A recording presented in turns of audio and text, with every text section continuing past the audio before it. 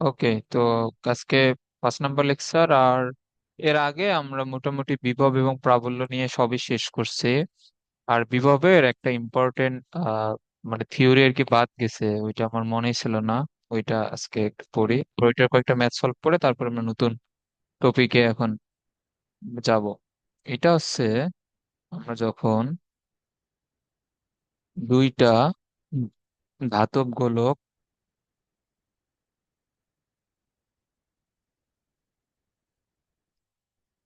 কোনো পরিবাহী তার দ্বারা যুক্ত করলে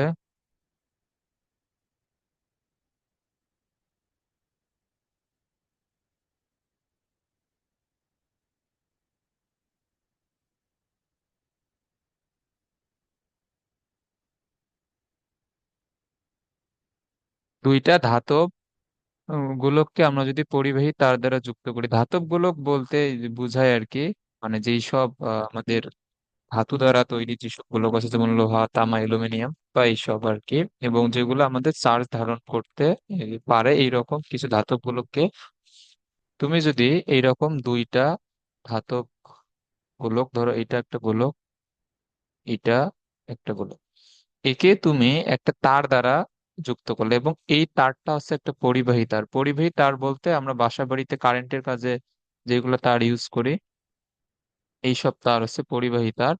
এবং এইখানে ধরো যে Q1 পরিমাণ আধান আছে, এইখানে Q2 পরিমাণে আধান আছে, এবং এর বিভব হচ্ছে V1, এর বিভব হচ্ছে V2। এখন দুইটা এই যে গোলকের মধ্যে চার্জ আছে, এবং তাদেরকে পরিবাহী তার অর্থাৎ আধান এই প্রবাহ করতে পারে এমন একটা তারের মাধ্যমে তুমি যদি যুক্ত করো, তাহলে এখানে কি হবে? এখন যদি V1 is greater than V2 হয়, অর্থাৎ প্রথম পরিবাহী যে গোলকটা বা প্রথম ধাতব গোলকের বিভব যদি দ্বিতীয় ধাতব গোলকের বিভবের থেকে বেশি হয়, তাহলে অবশ্যই এইখানে আধানের প্রবাহ হবে। এখন নর্মালি আমাদের বইতে যেসব প্রশ্ন দেওয়া আছে সেইখানে দুইটা ধাতব গোলক সমান আকৃতিরই দেওয়া থাকবে। কারণ সমান আকৃতির না দেওয়া থাকলে এগুলো অনেক বেশি ঝামেলা হবে। ওই টাইপের এই ক্রিটিক্যাল ম্যাথ এইচএসসি তে সম্ভবত নাই। আমি যতগুলো ম্যাথ দেখছি, এগুলা মোটামুটি দুইটা ধাতব গোলকই সেম, মানে সেম আকৃতির। এখন এই যে তোমার আধান ঘনত্বের সূত্রটা মনে আছে?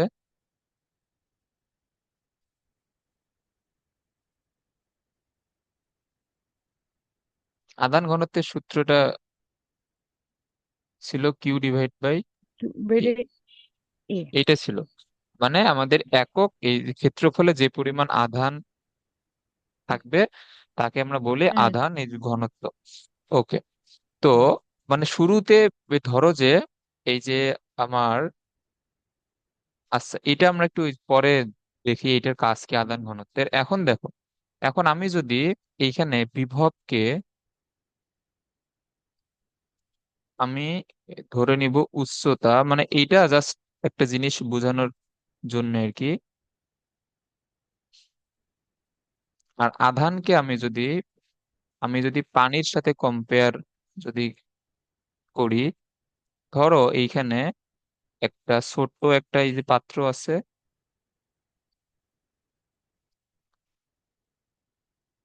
এইখানে একটা ছোট একটা এই যে পাত্র, আর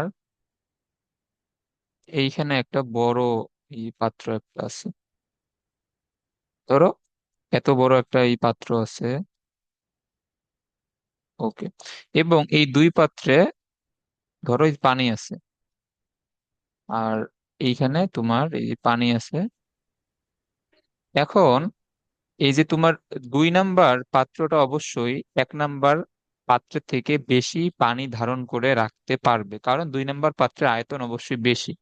এখন এইখানে পানির পরিমাণ বেশি থাকা সত্ত্বেও আমি যদি এই দুইটা পাত্রকে একটা নল দ্বারা সংযুক্ত করি, তাহলে কোন পাত্র থেকে কোন পাত্রে এই পানি যাবে বলো তো? 1 থেকে 2-এ পানি যাবে। হ্যাঁ, 1 থেকে 2-এ কিন্তু পানি আসবে। তাহলে যদিও 2 নং পাত্রে পানির পরিমাণ বেশি, তারপরও এক নং পাত্র থেকে 2 নং পাত্রে পানি আসতেছে, কারণ 1 নং পাত্রে পানির উচ্চতাটা বেশি। এই যে উচ্চতাকে আমি যদি বিভবের সাথে এবং পানির পরিমাণকে আমি যদি আধানের সাথে কম্পেয়ার করি, তাহলে সেম ভাবে এখানে কোন এই পাত্রে বা কোন এই গোলকে আধান বেশি আছে বা কম আছে, এইটার উপর আধান কোন দিকে যাবে এইটা নির্ভর করবে না। এইটা নির্ভর করবে যে এইখানে বিভব বেশি, মানে যেভাবে বেশি উচ্চতা থেকে কম উচ্চতার দিকে পানি যায়, সিমিলারলি বেশি বিভব থেকে কম বিভবের দিকে আধানের প্রবাহ হবে। এটা বুঝছো? হ্যাঁ, বুঝছি। ওকে, তাহলে এখানে বেশি বিভব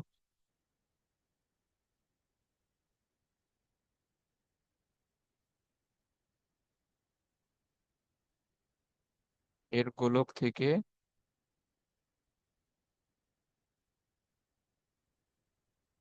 কম বিভবের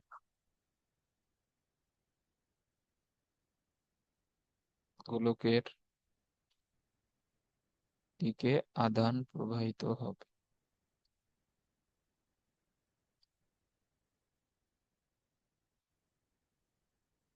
এখন এটা আমাদের এসএসসি লেভেলে যেটা আছে, যে দুইটা সমান আকৃতির যে গোলক যদি হয়। ওকে, তো এখন একটা জিনিস তুমি এখানে এই যে কল্পনা করো, যদি আমাদের দুইটা সমান আকৃতির পানির পাত্র হইতো, ধরো দুইটা সমান আকৃতির পানির পাত্র। এখন ধরো শুরুতে একটাতে পানির উচ্চতা ছিল বেশি, আর একটাতে পানির উচ্চতা ছিল কম। তো এইখানে কি হইতো, এই যে আমাদের পানি অবশ্যই এটা থেকে এইটাতে আসতো, এবং এই কতক্ষণ পর্যন্ত এই পানি আসতো, যতক্ষণ না তাদের দুইটারই পানির স্তরটা সমান হয়, এটা না? তো এই যতক্ষণ না পর্যন্ত তাদের হ্যাঁ, দুইটারই পানির স্তর সমান হবে। তো পানির স্তর বা পানির প্রবাহটা কোন ক্ষেত্রে বন্ধ হয়ে যাবে বলো তো? দুইটার উচ্চতা যখন সমান হবে। হ্যাঁ, দুইটার উচ্চতা যখন সমান হবে। তো তাহলে এই ক্ষেত্রে আমরা যদি এখন গোলকের ক্ষেত্রে বিবেচনা করি, তাহলে কোন সময় আমাদের চার্জের প্রবাহ বন্ধ হয়ে যাবে? এই কোন ক্ষেত্রে? দুইটারই বিভব যখন সমান হবে। হ্যাঁ, যখন তখন চার্জের প্রবাহ, আচ্ছা, এটা দুইটারই বিভব সমান না হওয়া পর্যন্ত চার্জের প্রবাহ চলতে থাকবে।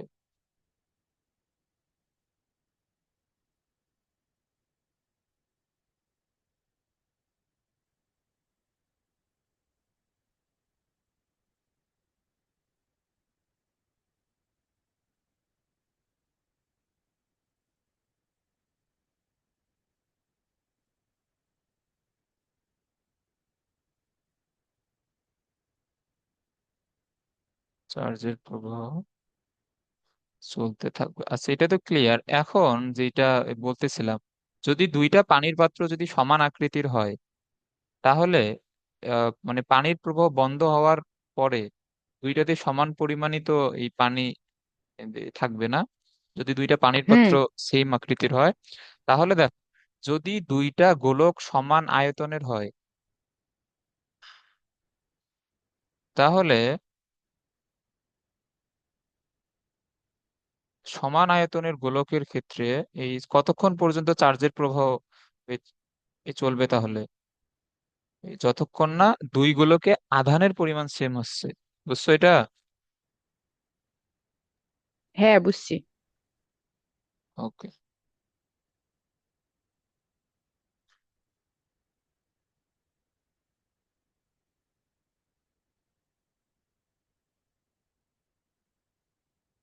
আধানের পরিমাণ।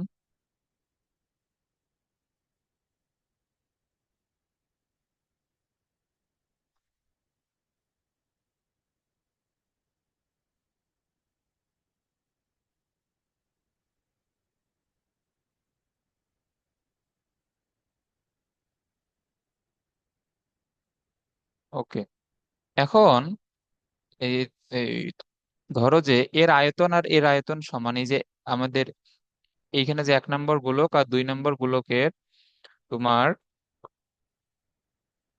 আধানের পরিমাণ যদি সমান হয়, এবং মানে শুরুতে তো আধানের পরিমাণ সমান ছিল না, এখন Q1 আর Q2 মিলে যদি দুইটাতে সেম পরিমাণ আধান হইতে চায়, তাহলে এই প্রতিটা গোলক এই কত করে আধান পাবে বলো তো? যদি দুইটা মিলে এ সমান এবং এও সমান হইতে চায়, তাহলে সেক্ষেত্রে উভয় গোলক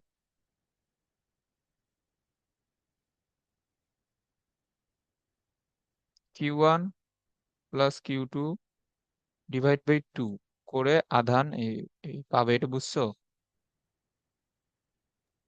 হ্যাঁ। কারণ দুইটা যোগ করে তোমার যেটা হবে, এ পাবে অর্ধেক, ও এ পাবে অর্ধেক। এটা ক্লিয়ার? হুম। এই এই জিনিসটা কিন্তু শুধুমাত্র সময় আয়তনের এই গোলকের ক্ষেত্রে, এটা খেয়াল রাখবা।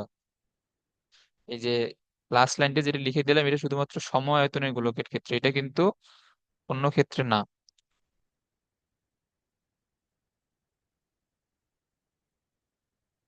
ওকে।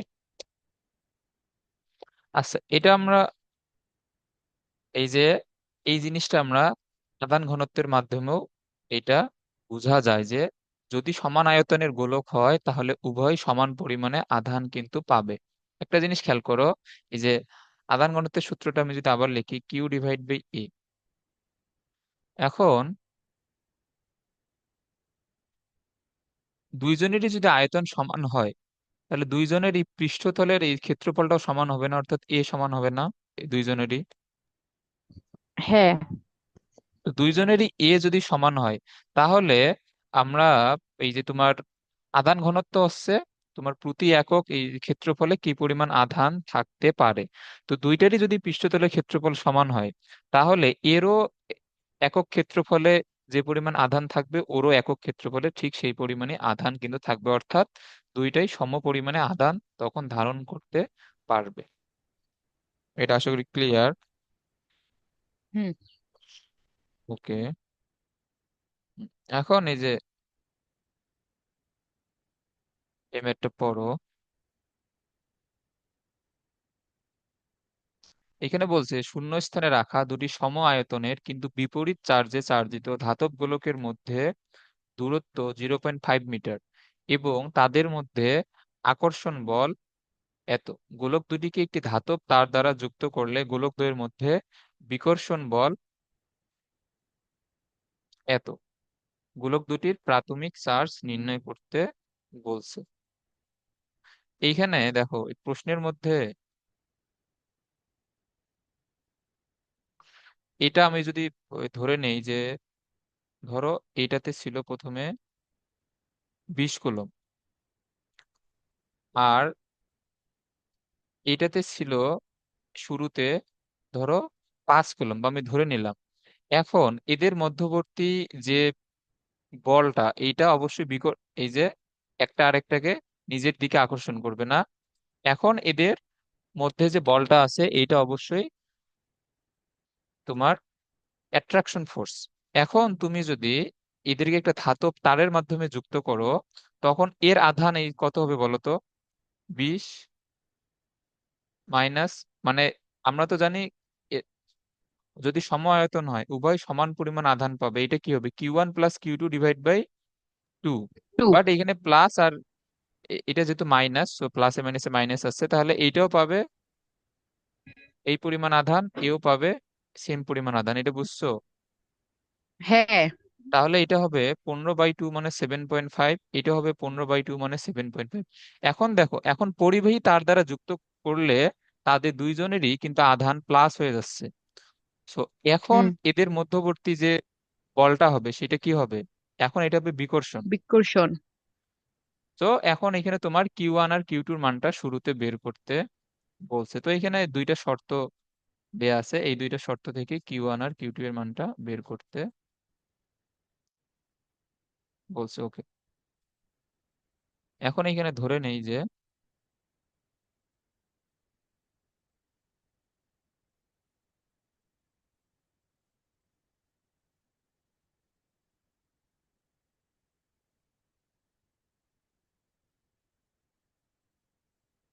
মনে করি গোলক দুটির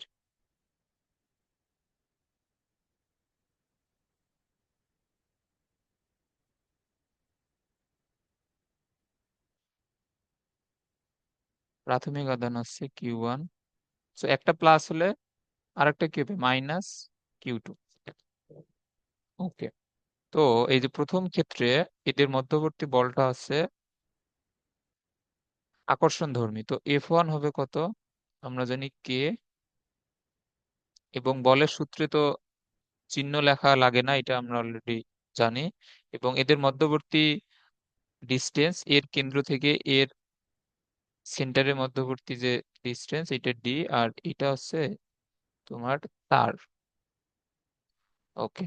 তো এটা হবে ডি স্কোয়ার, এবং এদের মধ্যবর্তী দূরত্ব এখানে বলে দিচ্ছে 0.5 মিটার, এবং বলের মানটাও দেওয়া। আকর্ষণ বল আছে 0.144, আর এর মান তো 9 × 10⁻৯। Q1 Q2 বের করতে হবে, আর এটা হচ্ছে 0.5 স্কোয়ার। আচ্ছা, Q1 Q2 এর মান তুমি এখানে এই ক্যালকুলেশন করলে এটা পাবা 4 × 10⁻12। আচ্ছা, এটা এখানে থাক। ওকে, এখন আমরা যদি এই গোলক দুটিকে ধাতব তার দ্বারা যুক্ত করলে, আচ্ছা এর আগে একটা লাইন লিখতে হবে, গোলক দুটির আয়তন সমান এদেরকে ধাতব তার দ্বারা যুক্ত করলে।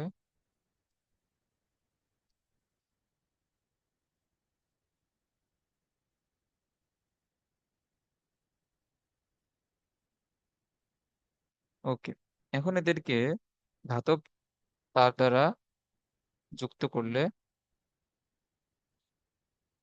বেশি বিভব থেকে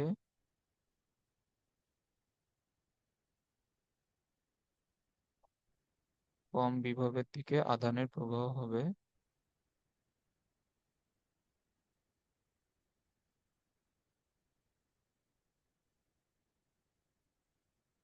আচ্ছা, এখন যেহেতু আয়তন সমান, আহ সেহেতু এদের তোমার শেষ পর্যন্ত এরা দুইটাই কি পরিমাণে আধান লাভ করবে?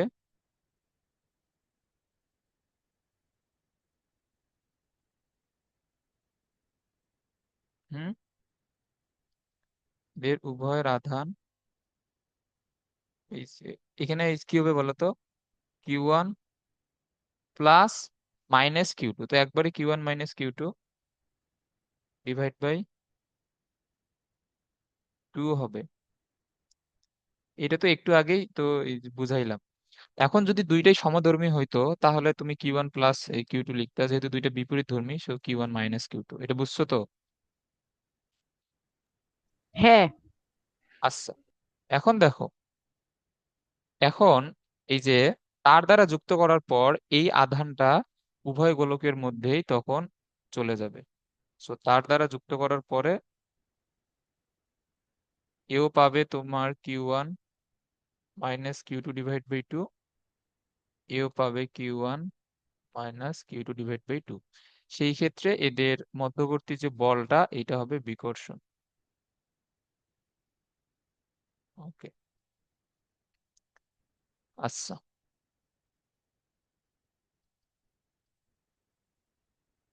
এখন কে, এখন দেখো উভয়ের তোমার যে চার্জ, এটা কিন্তু Q1 - Q2 divide by 2। So তাহলে আমাদের মেইন সূত্র কি? Q1 × Q2 divide by D square. তো এইটাই তো দুইজনেরই চার্জ, তাহলে এটা কি কি কি হবে? এর উপরে square divide by D square, এটা হবে না? এটা কি বুঝছো? হুম, বুঝছি। ওকে। আচ্ছা, এখন আমাদের বিকর্ষণ বলের মান দেয়া কত? 0.081। ওকে, 0.081 নিউটন, 9 × 10⁻৯। ধরো, ধরো, কিন্তু থাকবে উপরে Q1 - Q2 স্কোয়ার, এখানে আসবে 4 ডিভাইড বাই, আবার ডিস্টেন্স তো কত ছিল, 0.5, এর উপরে স্কোয়ার। এখন এইখানে একটা জিনিস খেয়াল করো, 9 × 10⁹ এই যে উপরে শুধুমাত্র Q1 - Q2 হোল স্কোয়ার রেখে এই 4কে কিন্তু নিচে এনে গুণ করে দেওয়া যায়, এইটা। তো এখন Q1 - Q2 হোল স্কোয়ারের মান আসে কত? এটা তুমি ক্যালকুলেশন করলে এটা পাবা 9 × 10⁻²। তো এখন এটাকে রুট করলে আসবে কত বলো তো? এটাকে রুট করলে এই যে কত আসবে?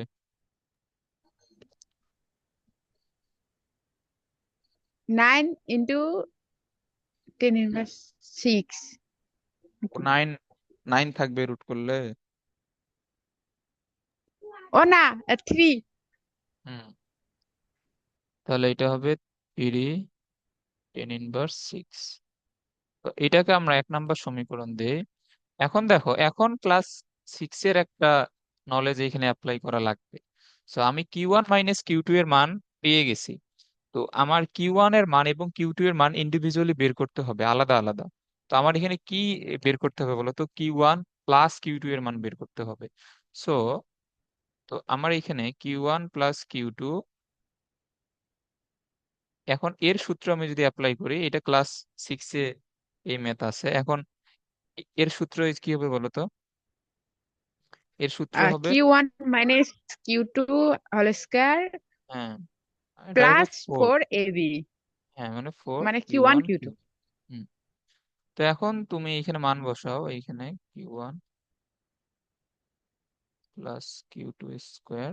সো এর মান হচ্ছে 3, এতর উপর স্কোয়ার আবার, আর এটা 4, এইখানেও হচ্ছে 4, 10 ইনভার্স 12। তো এটা হবে আমাদের 9 10 ইনভার্স 12, আর এইখানে হচ্ছে 16, 10 ইনভার্স 12। এটা হয় না? এটা হচ্ছে Q1 + Q2 হোল স্কোয়ারের মান। তো এখন আমি যদি এই দুইটাকে যোগ করি, এই দুইটাকে যোগ করলে এই কত হবে? এই দুইটাকে যোগ করলে হবে এই তোমার 25। আর আমি যদি একবারে রুট করে দেই, তাহলে এটা কি হবে? 5, 5 টেন ইনভার্স ইন্টু সিক্স 6। 6 হবে না? এটা বুঝছো? ওকে, এগুলো হ্যাঁ। সহজ জিনিস। তো এটা 2 নম্বর সমীকরণ। তো দেখো, 1 নম্বর সমীকরণে Q1 - Q2, এবং 2 নম্বর সমীকরণে Q1 + Q2 এর মান তুমি এই পেয়ে গেছো। ওকে, এখন তুমি যদি 1 + 2 করো, 1 এখানে 2 করলে কত আসবে বলো তো?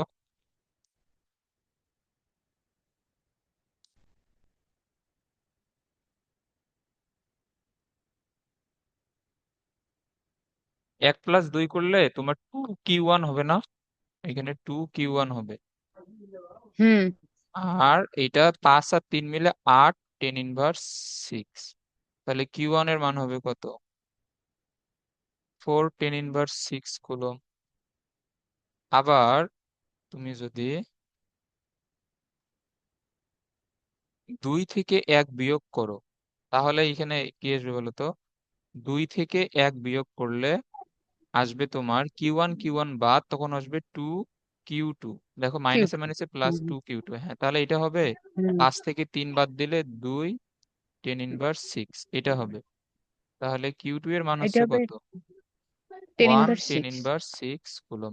বাট যেহেতু তোমার এমনিতে Q2 তো ছিল নেগেটিভ না শুরুতে, Q2 ছিল নেগেটিভ, কারণ এখানে অ্যান্সার হ্যাঁ। পজিটিভ আসছে, বাট তোমার আমরা যদি শুরুতে -Q2 ধরে নিছি চার্জের মানটা, তাহলে এটা কি হবে? -10 ইনভার্স 6 হলো।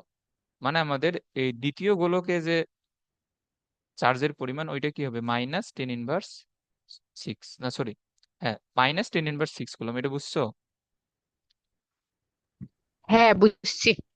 ওকে, এই ম্যাথটা কিন্তু খুবই ইম্পর্টেন্ট। এখন এটা আমাদের ম্যাক্সিমাম ম্যাথে সম আয়তনের গোলক দেয়া থাকবে। আর যদি ভিন্ন আয়তনের গোলক দেওয়া থাকে তাহলে কিন্তু অনেক কমপ্লিকেটেড একটা তোমার টাইপ হয়ে যাবে। ওই টাইপের ম্যাথ সম্ভবত এই লেভেলের নাই, এসএসসি। আচ্ছা আচ্ছা, যদি থাকে আমি এখন তারপরে দেখবো, সমস্যা নেই। আচ্ছা, এর আগে এটা করি। হুম, এখন এটা পড়ো।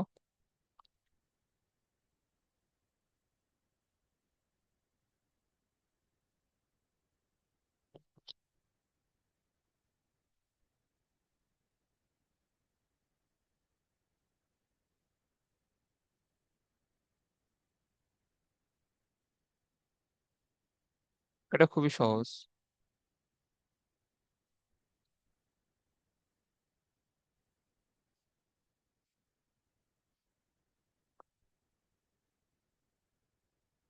এইখানে এ এবং বি দুইটার ব্যাসার্ধ দেওয়া আছে এবং দুইটাতে 20 কুলম্ব আধান দেওয়া আছে। এগুলোকে পৃষ্ঠ থেকে 0.6 মিটার দূরে বিভব নির্ণয় করো। এগুলোকে পৃষ্ঠ থেকে 0.6 মিটার দূরে তোমাকে বিভবটা নির্ণয় করতে বলছে। আচ্ছা, তো এই সূত্রে এখন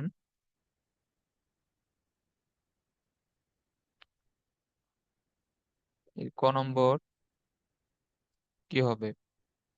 বিভব আমরা জানি 1/4 পাই এপসাইলন নট Q/D, এইটা না? হ্যাঁ। আচ্ছা, এখন দেখো, এখন এই যে এই টাইপের ম্যাথে হচ্ছে গিয়ে সমস্যাটা সৃষ্টি হয়। দেখো, এত বড় গোলক কিন্তু নর্মালি হয় না। যে আমরা যে এই কুলম্বের সূত্রগুলা বা এই চ্যাপ্টারে যতগুলো সূত্র অ্যাপ্লাই করি, যে এই প্রশ্নটাই কালকে তোমাকে বলছিলাম। দেখো, হুম। এইটা হচ্ছে 0.6 মিটার, আমাকে বিভব নির্ণয় করতে বলছে আরো 0.6 মিটার দূরে। তাহলে তো দুইটা যোগ করা লাগে। হ্যাঁ, তাহলে দুইটা যোগ করা লাগে, কিন্তু আমাদের চার্জটা তো আছে এই জায়গাতে, না? আমাদের বিভব বা হুম। প্রাবল্য তো একটা চার্জের জন্য সৃষ্টি হয়। তো আমরা যে চার্জের জন্য হিসাব করতেছি, এই চার্জ থেকে যদিও এই ডিস্টেন্সটা কত, 0.6 মিটার। সো আমাদের এমনিতে থিওরি অনুযায়ী 0.6 মিনিটই নেওয়া লাগে, বাট যেহেতু আমাদের মানে এত বড় গোলক তো হয় না। আমি তোমাকে এটা কালকে বলছিলাম যে গোলক এত ছোট হয় যে ওর কেন্দ্র আর পৃষ্ঠ মোটামুটি অলমোস্ট এই কাছাকাছি থাকে, এবং ওদের মধ্যবর্তী ডিস্টেন্সটা বা ওই যে বিন্দু চার্জের ব্যাসার্ধ গুলা প্রায় ইগনোর করা হয়। বাট যেহেতু এখানে দিয়ে দিছে, কিছু করার নাই আসলে। যদি তোমার গোলকের ব্যাসার্ধ দেওয়া থাকে তাহলে অবশ্যই গোলকের ব্যাসার্ধ যোগ করতে হবে। এইটা নিয়মটা চলে আসতেছে। সো এইভাবেই সলভ করা লাগবে, কিছু এই করার নাই আসলে এখানে। বাট এটা যে মানে একটা সমস্যা, এটা কি বুঝছো?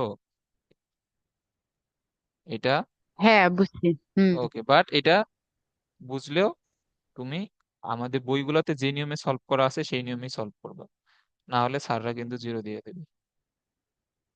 ওকে, তাহলে এটা হবে তোমার এই সেন্টার থেকে পৃষ্ঠ 0.6, আর আবারও বাইরে 0.6, তাহলে দুইটা 0.6 এইখানে তাহলে এটা এখানে হচ্ছে কত, 20/1.2। সো এটার অ্যান্সার আসবে 1.5 10⁻11 ভোল্ট।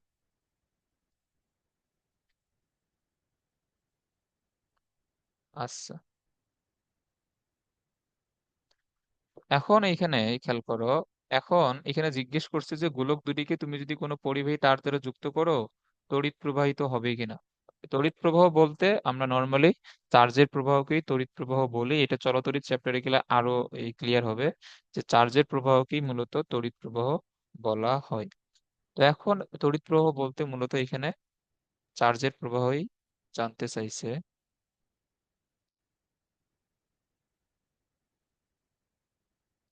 ওকে, তো এখন তুমি যদি এই দুইটা গোলককে পরিবাহী তার দ্বারা যুক্ত করো, একটা থেকে আরেকটাতে চার্জ যাবে কিনা তুমি এটা এই কিসের মাধ্যমে বের করবা?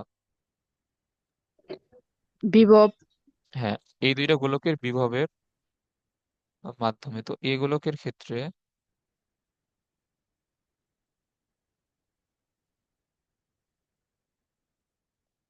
এখন যেহেতু তুমি চাইলে এই দুই গোলকের জন্য এই দুই গোলকের জন্য বাইরের যে কোনো অবস্থানে বিভব বের করতে এই পারো, মানে দুইটা গোলক থেকে সমান এই দূরত্বে তুমি যে কোনো জায়গায় বিভব নির্ণয় করতে পারো, কোনো সমস্যা নেই। বাট তোমার এখানে স্ট্যান্ডার্ড হচ্ছে তুমি যদি দুইটা গোলকের পৃষ্ঠে বিভবটা নির্ণয় করো তাহলে তুমি কম্পেয়ার করতে পারবা। তাহলে এ গোলকের ক্ষেত্রে পৃষ্ঠে বিভব হবে কত? মূলত তোমার পৃষ্ঠে যেটা বিভব হয় ওইটাই হচ্ছে ওই গোলকের জন্য বিভব। আচ্ছা, তো এ গোলকের জন্য পৃষ্ঠে বিভব কি হবে? আর এই এক্সামে এই সূত্রটা লেখার ট্রাই করবা। আমরা তো নর্মালি সূত্র লিখি কে কিউ ডিভাইড বাই ডি, এইভাবে লিখি, বাট কে এর মান তো 1/4 পাই এপসাইলন নট। এইটা পরীক্ষার খাতায় এটা লেখার এই ট্রাই করবা, মানে শুধু কে না লিখে এটা পুরোটাই লিখবা। আচ্ছা, যাই হোক, এখানে তোমার আধান হচ্ছে 20 কুলম ডিভাইড বাই এর ব্যাসার্ধ হচ্ছে 0.6 মিটার।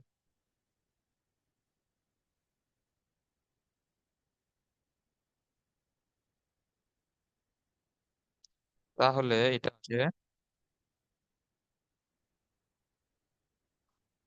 আচ্ছা, এইটা তুমি ক্যালকুলেটর ছাড়া এটা বলতে পারবা? এটা বলো তো দেখি ক্যালকুলেটর ছাড়া।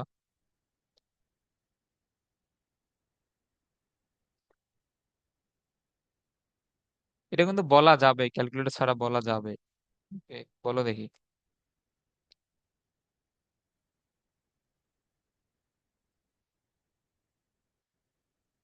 আচ্ছা দেখো, না পারলে আমি বলি। দেখো, আমি যদি উপরে 10 দ্বারা গুণ করে 200 করে দেই, আর নিচে 10 দ্বারা গুণ করলে কত হবে? 6 হবে না? হ্যাঁ।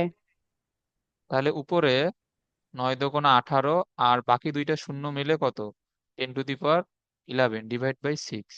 তাহলে এটা কত হবে? 3 × 10⁻11। বুঝছো? হ্যাঁ। ওকে। সো এত ভোল্ট। আর বি গোলকের ক্ষেত্রে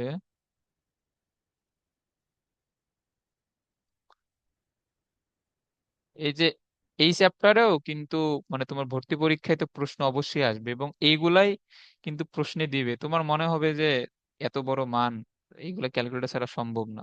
কিন্তু কিন্তু সম্ভব। তুমি এগুলা চোখ কান একটু এই যে খোলা রাখলেই অনেক কিছুই সম্ভব এখানে ক্যালকুলেটর ছাড়া। আচ্ছা,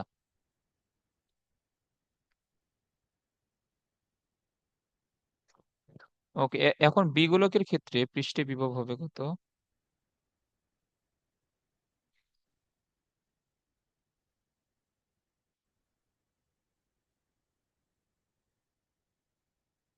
এরও 20 কুলম, এর ব্যাসার্ধ হচ্ছে 1.2 মিটার। সো এইটা ক্যালকুলেশন তো আমরা এই গ নম্বরই তো এটা করলাম। এটা হবে 1.5 10⁻11।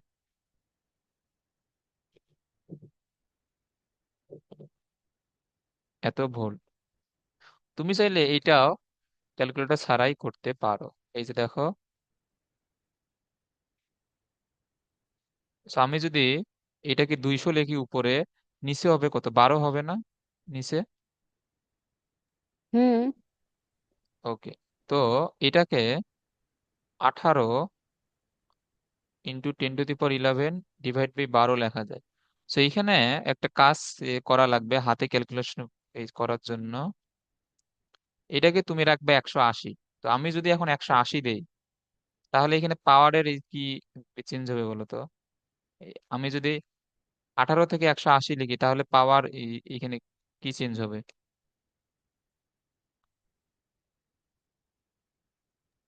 কম। হ্যাঁ, এক এটা ঘর তো হ্রাস হয়। পাবে, 10 হবে। হ্যাঁ।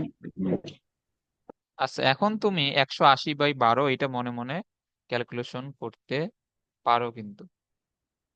এখন 12-র সাথে কত গুণ করলে 180 হইতে পারে বলো? 5 বারং 60, তাহলে 3 × 60 = 180, তাহলে 3 বার 5 অর্থাৎ 15, এটা বুঝছো? হ্যাঁ, বুঝছি। ওকে, তাহলে এটা হবে 15 × 10⁻11। এখন আমি যদি এখানে 1.5 লিখি, না সরি, এখানে 10⁻10 ছিল, এখন আমি যদি 1.5 লিখি, তাহলে পাওয়ার 1 ঘর বেড়ে যাবে না? হ্যাঁ। ওকে, সো হাতে ক্যালকুলেশনের অনেক জিনিস আছে, এইগুলা তুমি যখন এই কোচিং করতে আসবা ভার্সিটির জন্য, দেখবা যে বিভিন্ন কোচিং এর ভাইয়ারা এগুলা এই টাকা নিয়ে এগুলা শিখাইতেছে, বিভিন্ন কোর্সের নাম করে এগুলা এ, শিখাবে আর কি। আচ্ছা যাই হোক, এগুলা তুমি আগে থেকে শিখে রাখবা, দেখবা যে ওগুলা আর শেখাই লাগবে না। আচ্ছা এখন বলো, এখন তুমি যদি পরিবাহী তার দ্বারা যুক্ত করো, কোন গোলক থেকে কোন গোলকের দিকে আধান প্রবাহিত হবে বা চার্জ প্রবাহিত হবে? বি থেকে এ তে। না, হয় নাই। এটা তো তিন। এটা হবে এ, এ থেকে হ্যাঁ, বি। ওকে, তাহলে এটা হচ্ছে এই পরিবাহী তার দ্বারা যুক্ত করলে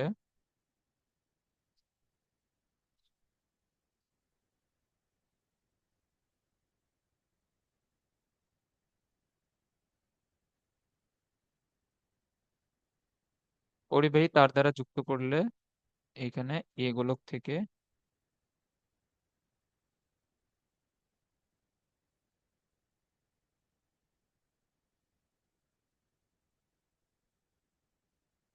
বি গোলকে ধানের প্রবাহ, অর্থাৎ এইখানে তুমি একটু মানে মডিফাই করে বাংলা ভাষাটা লিখবা, যেহেতু প্রশ্নে তোমার তড়িৎ প্রবাহ জানতে চাইছে, তো এখানে লিখবা আধানের প্রবাহ, অর্থাৎ তড়িৎ প্রবাহ হবে।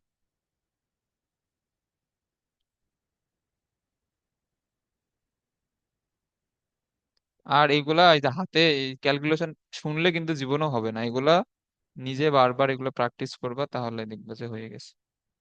আচ্ছা,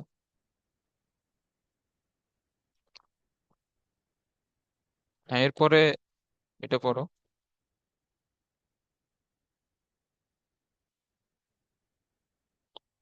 এইখানে বলছে যে এ বিন্দুতে প্রাবল্য নির্ণয় করো।